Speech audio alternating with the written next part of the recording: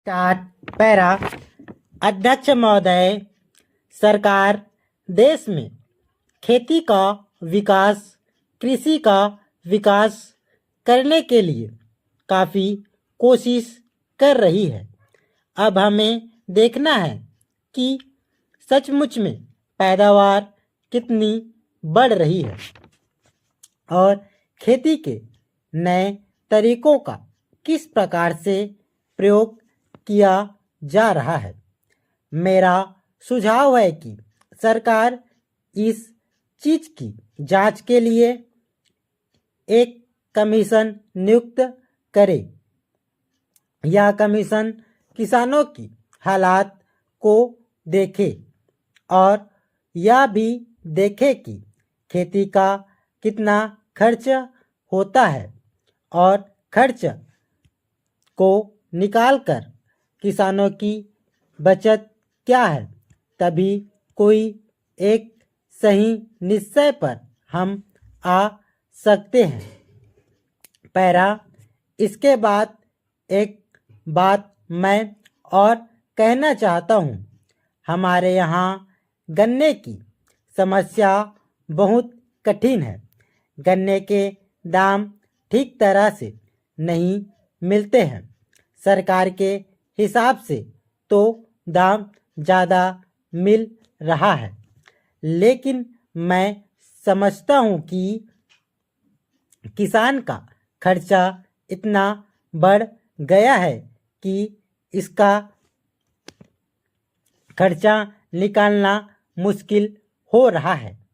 यही नहीं, गन्ने का दाम भी जितना होना चाहिए वह नहीं मिल रहा है।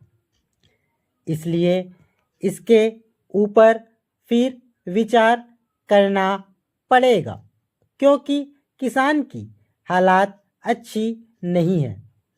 हमारे यहाँ पिछली बार गन्ने का दाम अच्छा मिला तो लोगों ने काफ़ी गन्ने की खेती की, लेकिन इस साल ज़्यादा, आज अप्रैल का महीना चल रहा है और मेरे क्षेत्र का केवल 20% गन्ना अभी तक मिल में भेजा जा सका है। हम कहते थे कि गन्ने की पैदावार काफ़ी है, मिल वाले कहते हैं कि काफ़ी नहीं है। मैं नहीं समझ सकता हूँ कि यह बात कहाँ तक ठीक है। पैरा। एक बात मैं और कहना चाहता हूँ। सरकारी खेती के ऊपर से जनता का विश्वास कम होता जा रहा है। सरकारी खेती से कोई लाभ नहीं दिखाई पड़ता है। किसान समझता है कि सरकार यह खेती केवल अफसरों के भाई और दोस्तों को नौकरी देने के लिए चला रही है। यह सचमुच में ठीक मालूम पड़ता है। सरकारी खेती में किस प्रकार से काम हो रहा है, मैं एक उदाहरण दे रहा हूँ। हमारे ज़िले में एक बड़ा फर्म चल रहा है। उसमें सरकार की काफ़ी पूंजी लगी है।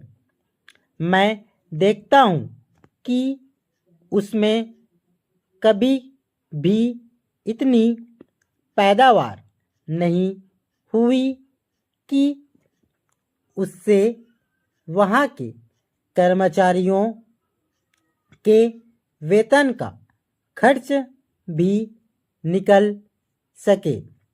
श्रीमान, ऐसी खेती से क्या लाभ, क्या यह किसानों के लिए अच्छी खेती का उदाहरण हो सकता है? स्टॉप।